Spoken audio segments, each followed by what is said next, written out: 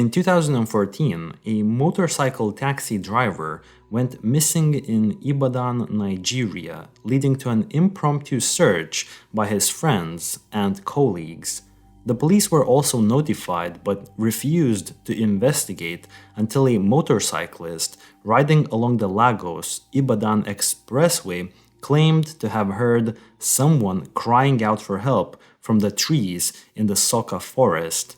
Upon entering the forest, the police stumbled upon a horrifying discovery: a seemingly abandoned building filled with decomposed human corpses bound in chains and at various stages of decomposition, including missing limbs and internal organs. Over 20 decomposed human bodies and hundreds of human skulls were found, along with personal belongings of the victims, including driver's licenses and passport photographs. The police also found and rescued around 15 people who were still alive but severely malnourished and kept in captivity. Some of the rescued victims claimed to have been kidnapped, tortured, and held in shackles for months, while a few claimed that their kidnappers were government officials or posing as such. Residents living close to the forest said that they had been informed that the people living in the forest were lunatics receiving treatment from the government. However, rumors of the ritual killings ordered by people in high position to harness supernatural powers spread quickly. In the aftermath of the discovery, crowds of rioters demanded answers from the authorities about the identity of the victims, and some were even convinced that more people were trapped underground. The police were forced to disperse the crowd with tear gas and later made several arrests in connection with the slaughter of Soka forests, including suspects who were policemen and security guards of the facility. However, no one has been charged with the murders yet. The exact number of people killed is still unknown, but the figure is about 120 people. After the motorcycle taxi driver went missing in Ibadan, Oyo State in Nigeria, his friends and colleagues began an impromptu search for him. Little did they know that it would lead towards the discovery of something horrendous. The taxi drivers, popularly called as Okada, according to some articles, were actually searching for two of their missing members. The missing drivers were said to have taken two passengers around the area, but they never came back. Rescue operations followed after the Okada drivers raised the alarm. Police were notified, but reportedly were uncooperative, refusing to investigate further and saying that the men had just run off. As the disappearances continued in the area, there was still no official response until a motorcyclist riding along the Lagos-Ibadan Expressway past an area called the Soka forest claimed that he heard someone crying out for help from the trees. On the 22nd of March of 2014, police then went investigating around in the forest where they stumbled across a truly horrific sight. The police found a seemingly abandoned building hidden amongst the trees in the middle of the forest. The building was said to have a foul stench. Upon entering the building, the police were met with a horrific sight of decomposed human corpses bound in chains. The building was believed to have been used for human trafficking and ritual sacrifices. As the police continued their investigation, other human remains were found in the surrounding area. Many of them have been butchered upon blood-soaked butcher slabs. Others were even still chained to the slabs. There were also human remains scattered around the forest, outside of the abandoned building. The body parts were stuffed within bushes, in the nooks of trees, or dumped into holes in the ground or caves. The corpses and remains were in various states of decomposition. Many of them were missing their limbs or internal organs, some of them even without heads. In total, over 20 decomposed human bodies and hundreds of human skulls were found in the forest, and there was also a building full of just personal belongings of the victims, including wallets, clothing, jewelry, travel bags, footwear, driver's licenses, passport photographs, and even children's toys. The police also found and rescued about 15 people who were still alive but chained up in captivity. All were severely malnourished, looking like living skeletons, and were surrounded by flies. Some of them were even barely alive. One of the rescued victims is believed to have been bewitched and bound with feathers in a dungeon.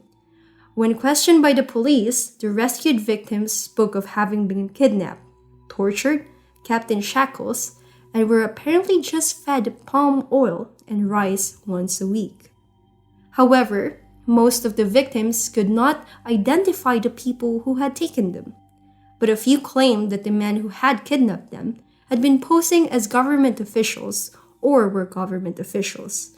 Some of the victims said that they had been held and chained up for months.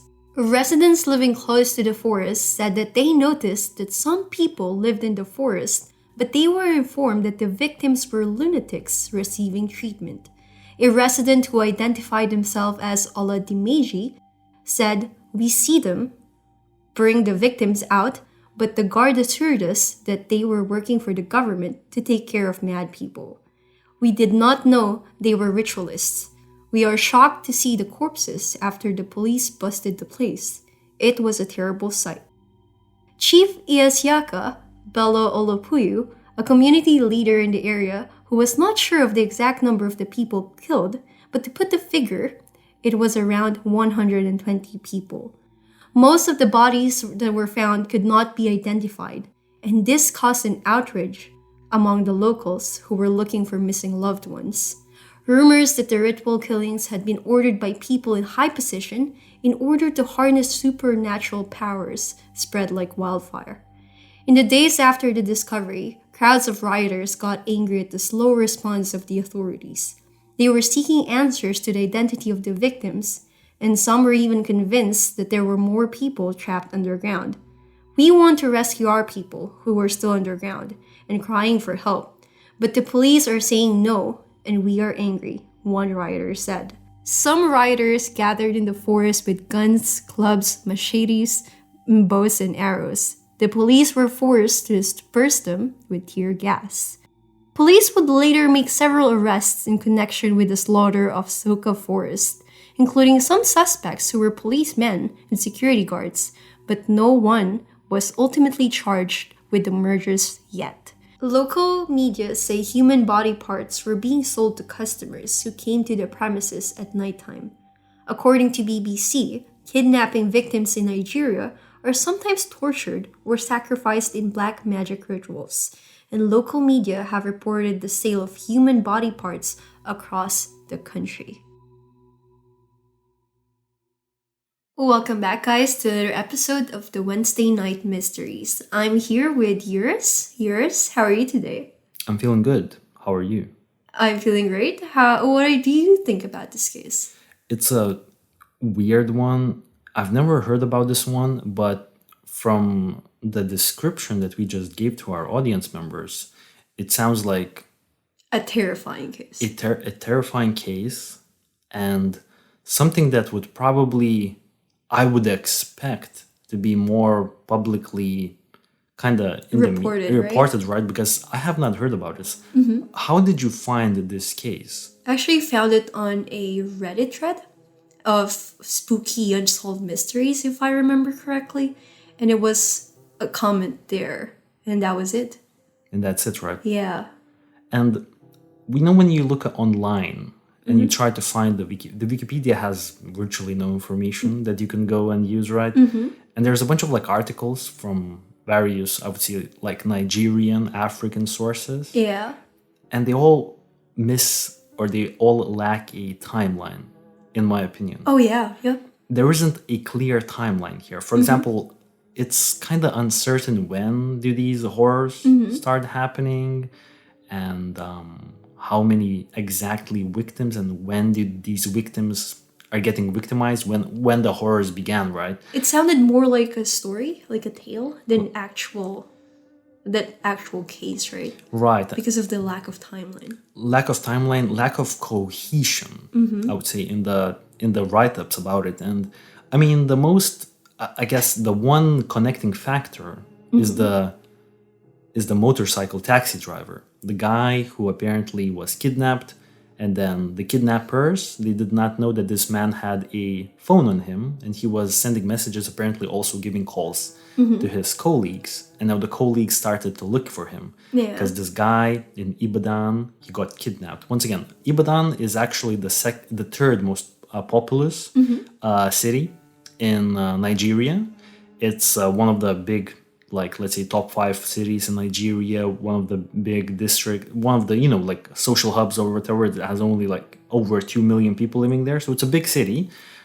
To give some context for people, and this guy is missing, a taxi driver, and now his friends are trying to locate him, and they somehow managed to find this location, this seemingly abandoned warehouse, and now the group of people enter this warehouse, and they discover the horrors within. Yeah.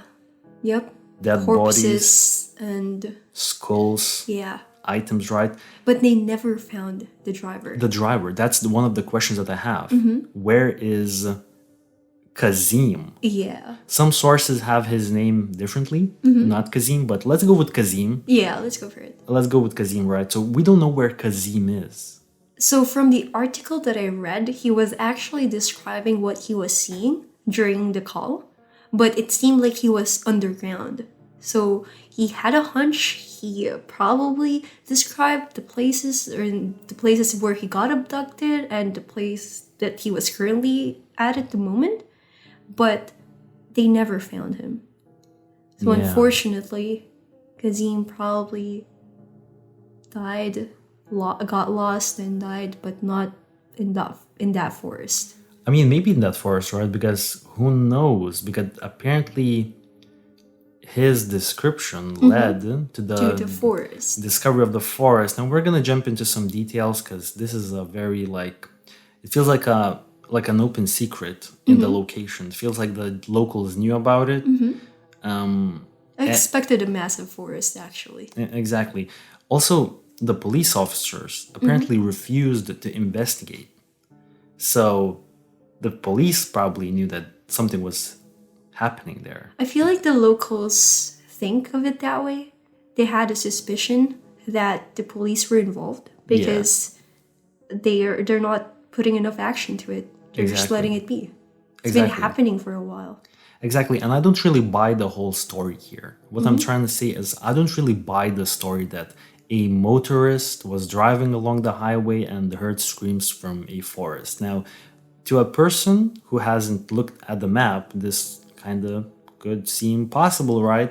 But we looked at the map, and this location is publicly available on the Google Maps, right?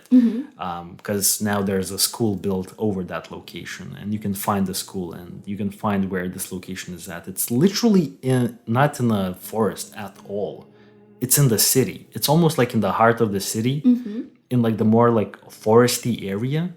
It's not at all like a place where a motorist would drive past and hear screams. Like there's literally establishments surrounding There would this. be people hearing the screams. A lot of people Yeah. hearing the screams, and it doesn't make any sense that this one guy was driving, heard screams, and decided to investigate. I feel like this is the story that the Nigerian government gave to the international media. That's true. Right, because this makes no sense. There's literally mechanic shops right next door, stations, gas right? station next door, right next to where these atrocities are happening. And you're telling me that some random guy noticed it? What were the locals doing? Exactly. 'Cause You have we- a really good point. We saw a Google Street View from the location. There's people passing that area left and right. And no one hears these screams before? Or probably the police just didn't listen to them. The even better question is, Yeah. did none of the police force ever heard those screams? Yeah, I feel like when you start uncovering what's actually happening here is a lot more, let's say, politically driven, Yeah. because there was a new governor, as we learned just before recording in 2011, who kind of was the governor of that state, and he started an initiative to kind of beautify the city of Ibadan, because it's the third largest city in Nigeria. It's a pretty big city.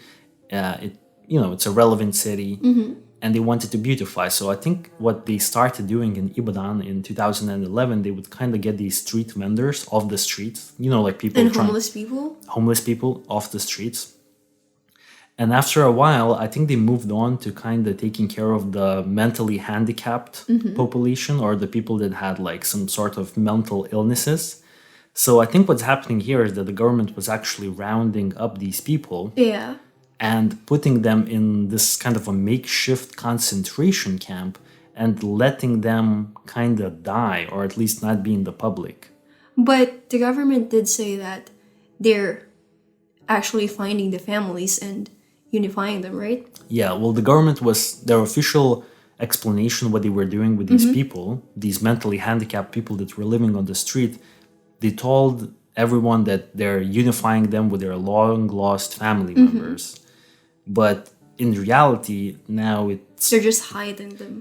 it starts to seem like the government in Ibadan actually just hid them away in this warehouse and tortured them.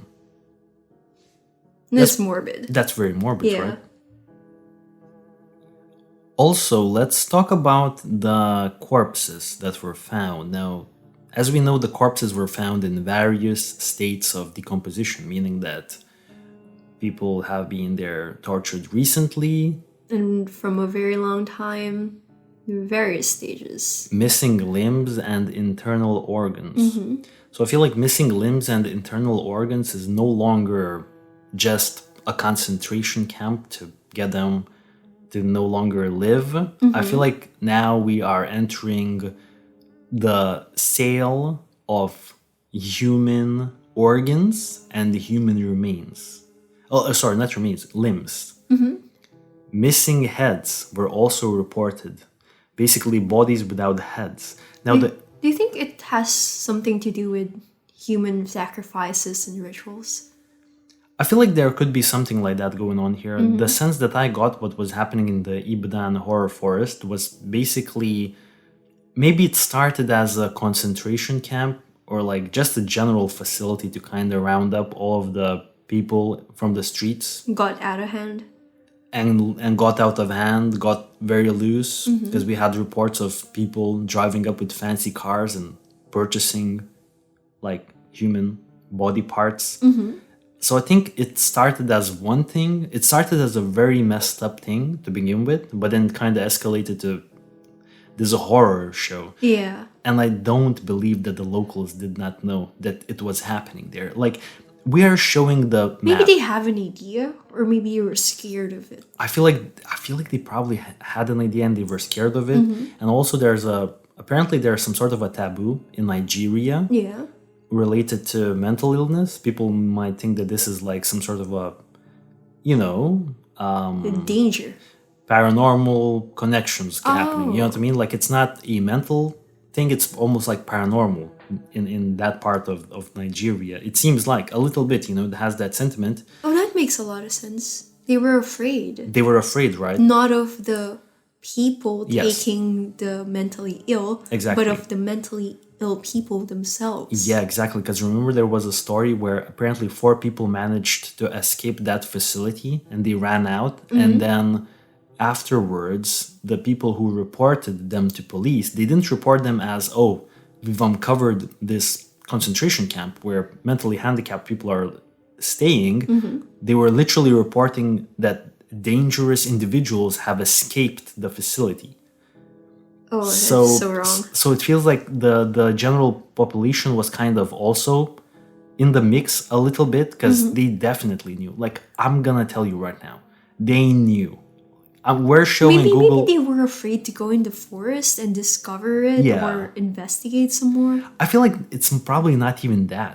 I feel like it's probably something like where they definitely knew, because I mean, people are all over the place. We are showing on our YouTube channel right now the images of the Google Street View, Google Maps. There's people all over the place. Actually, I'm not gonna lie. I was expecting something more remote. In a remote Yeah. area, secluded area, maybe, I don't know, 20, 30 kilometers away from a city.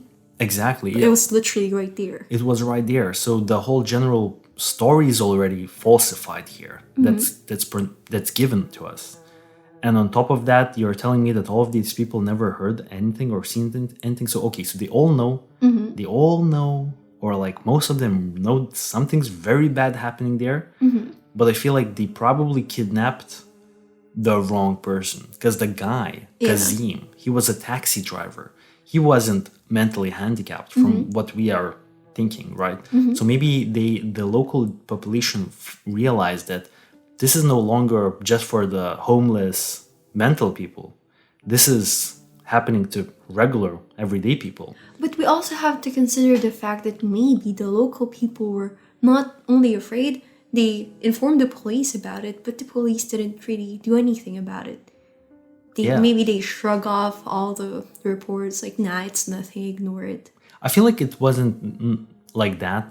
I would say that it was probably that they were in cahoots with the government, and they knew that the government is doing some messed up activities, and they probably were told by the government to not go and investigate. But I feel like when they captured Kazim, a man who had a lot of friends, the local population was like, this is too much. Exactly. You're kidnapping people who are... Well, I mean, they shouldn't have kidnapped anyone to begin with. I'm not saying that it was okay what they were doing initially, but once Kazim got kidnapped, I feel like it escalated, and the whole thing kind of got even more serious, got real for the locals. Got completely real, and basically it got over, it blew up, like... Yeah, and we also have to think about the stench, because there were like over 100 bodies found in that area. The stench must have been awful. And it's not in a remote place, it's literally right there. So the locals, if they didn't hear any screams, which would be impossible, they probably would have smelled something bad. That's a very good point.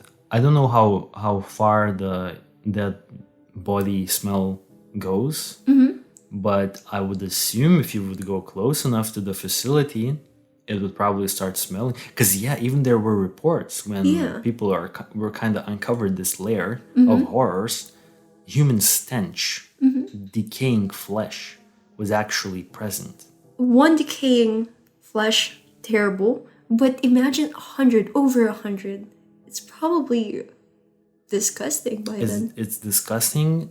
Now, where's Kazim? That's one of the questions that I have. He was never found. He was never found. And some of the locals were convinced that there was an underground layer to it. That the government just never let... I didn't see any information about it. But when the riot broke, the locals wanted to actually find an underground layer on it. Yeah. And I think there could be a situation where maybe Kazim was kidnapped by someone else. Yeah. Not even these people. But what happened next is the locals or Kazim's friends kind of all knew that there was some messed up stuff happening in that location. So they assumed that Kazim was there. Or maybe Kazim told them that he was abducted in that place. But he didn't know. Maybe he got transported in another place. He still assumed that he was still in that forest.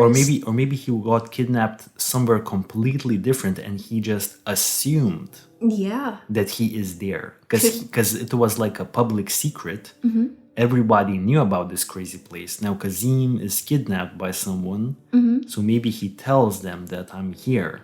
Probably go investigate there, and then they never find Kazim. I think that's actually a likely explanation to why Kazim is not found, is because maybe Kazim was actually not even transported to this place. Maybe he was somewhere else completely. I have a really strong feeling he was somewhere else. Not in the House of Horrors. No. Right.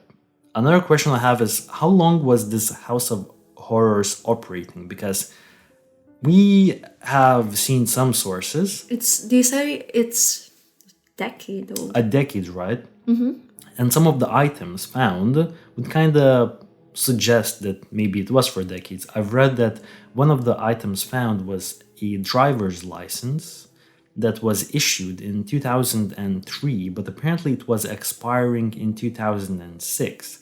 So this would either mean that the holder of this driver's license was literally just driving with an expired driver's license for many years, or maybe this is somewhere, maybe this was happening even before 2006. Yeah, you also have to consider the Right. skulls and the bones. The skulls were. Yeah. How long does it take for a dead body to decompose completely? And there were many of those skulls. Right. So they, again, as like the report said, the bodies were in various states of decomposition, and some of those are just bones, already decomposed. Right. So it could be happening for a very long time now. Very long time. But now we have another guy, and I forgot his name. He was basically the opposition to the local Oh, yeah. government. And he basically said that, apparently he was someone who actually worked in the facility in the past. He was kind of a director or something like that. And now originally the facility, the warehouse, the abandoned warehouse, was apparently some sort of a, waterway kind of company that was Sewage system? I believe? sewage system. Yeah. Basically right next to this location there is this kind of a small little river, but it was all kind of drained out, barely had any water. So apparently what the government initially ordered was for this company who just got established in that location to kind of fix the waterway situation, but they weren't able to do so. So in 2011 the government kind of let's say privatized, nationalized the location, and now it belonged to the government. And this opposition leader to the current government that was operating in the city, said that it couldn't have started earlier than 2011. But at the same time, as you've said, many bodies have been found, and their driver's license that were set to expire in 2006. I'm still thinking that this is probably happening way before, like Yeah. decades, right? Yep, I think so too. Exactly. Do you want to quickly go over what has happened to the facility ever since the discovery of this, I guess, House of Horrors? So, 4 years after the gruesome discovery in the Soka forest of Ibadan, and following the visit of the governor to the place, the building was eventually demolished.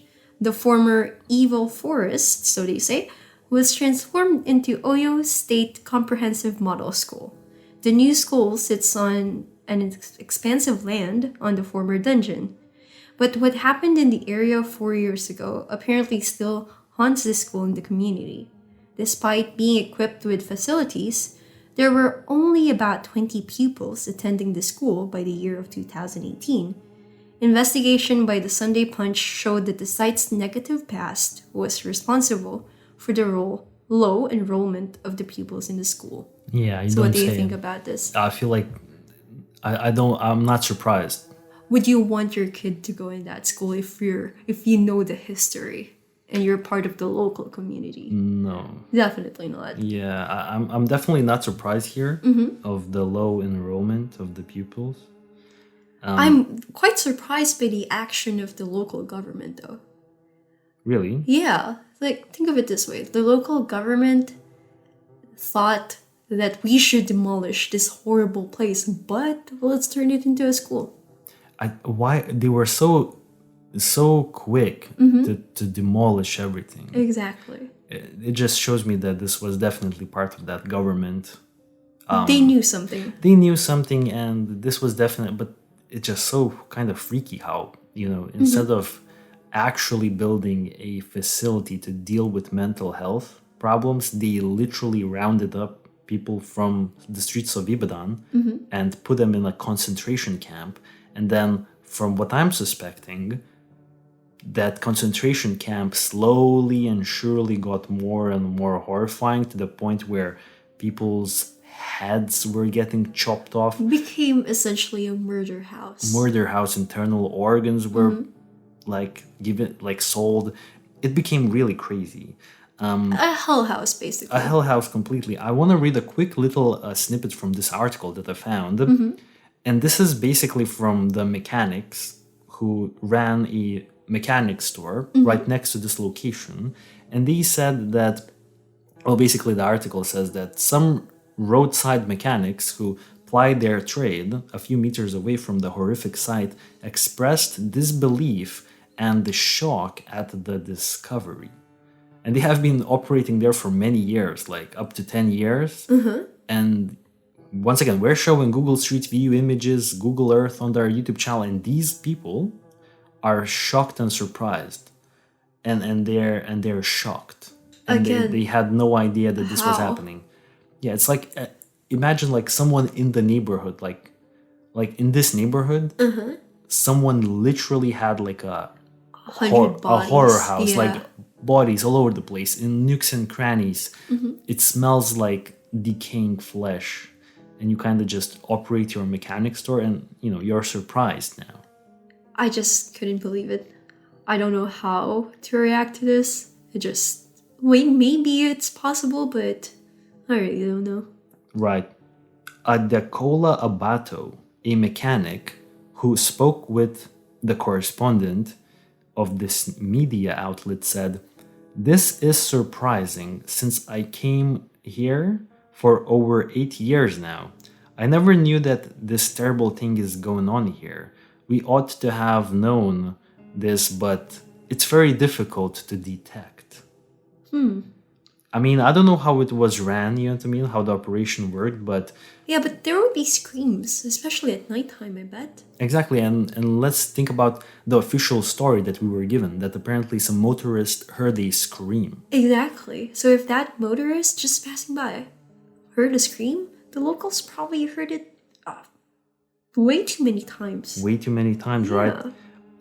And actually, I have an image on our shared document here where I kind of took screenshots from Google Earth from 2003 and from 2021, because you can actually take a look how the area has been developed over the years. And I do see like an increase of development. Not a whole lot, I would say, but actually on the other side of the river, I do see that new homes have been established. So by, if we think that this was happening like a decade ago, like starting in, I don't know, like early 2000s or something like that, by 2014, I do see that, more homes have been developed. So the area definitely has a lot of development, I would say. Yeah. And now let's react to some really horrific pictures of the scene.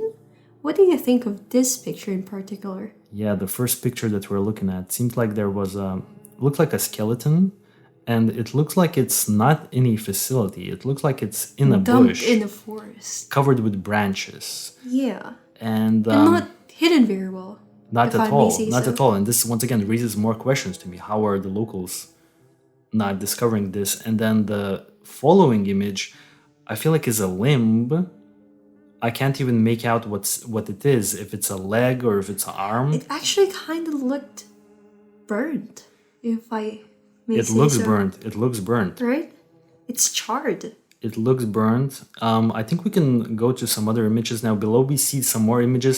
The first image looks like the living quarters of the people who were held here. And we can look at that the living quarters are really bad. I can see a bowl. I can see random wooden, planks lying around. And then below we see an image of items. So I think those items that I are read on one article Yeah. that some of these items were previous items of yeah, the people who've been there before but were already deceased. yes. So they kind of like just collected it. But that's strange how they never even like took the time to dispose of these items. They just literally threw them somewhere on the ground. Yeah. At this point I think they just didn't care at all. They didn't care at all. Now we It's have maddening. some images of the victims as well in this case. Now I think there's only two kind of victims here, and I don't really know much. I know that one of the guys apparently was a rescued victim, believed to have been bewitched and bound with feathers or Yeah. fetters Feathers. in a dungeon. So it's the guy. It's definitely a part of a ritual, I believe. I think so. So this man in the yellow shorts, Yes. he was apparently bewitched in a dungeon. Do you think it was something involved in a ritual, like bewitched, or were they, I don't know, drugged? I think they. Oh well, I don't know if they were drugged or not, but I feel like they were. This now paints a completely different image because at first you would say that this is just a sadistic government way of dealing with people that they don't like. This is way too sadistic. though. But this is something else.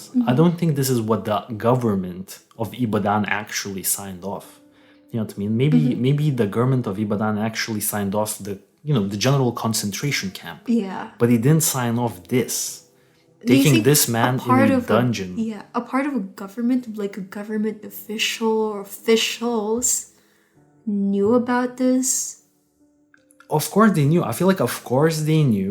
Of course they knew. I don't see how they don't know that there's this massive concentration camp in the middle of Ibadan.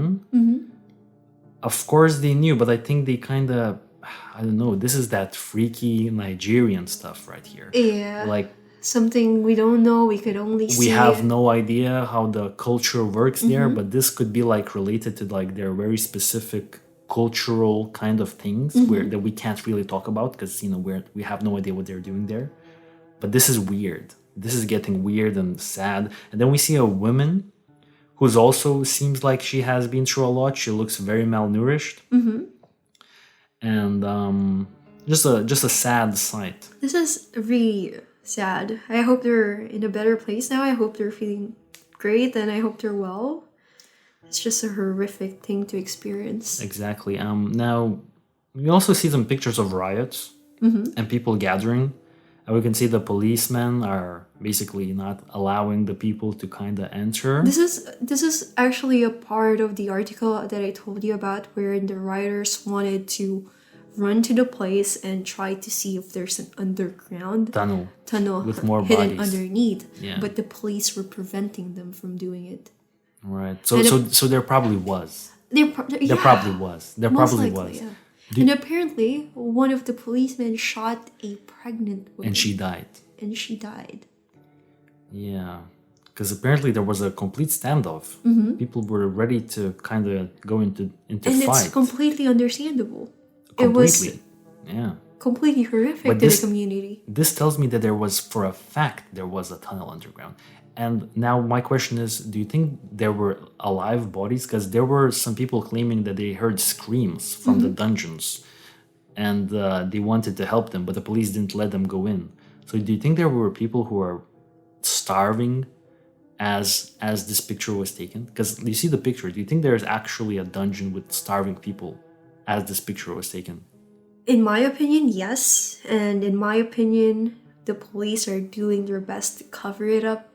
It's already terrifying, and they're Yeah. trying their best to, I don't know, make it seem less, I guess. Yeah.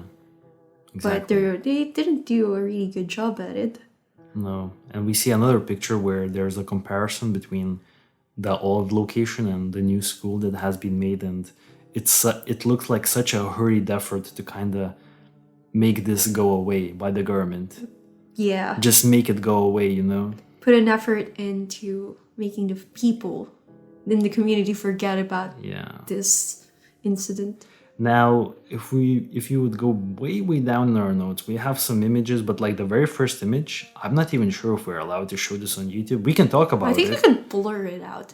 Or like blur, or we can definitely talk about. So we're looking at a crowd of people surrounded like in a circle, and in the circle we can see bodies. Decomposing bodies. And I can count 1, 2, 3, 4, 5, 6, 7, 8.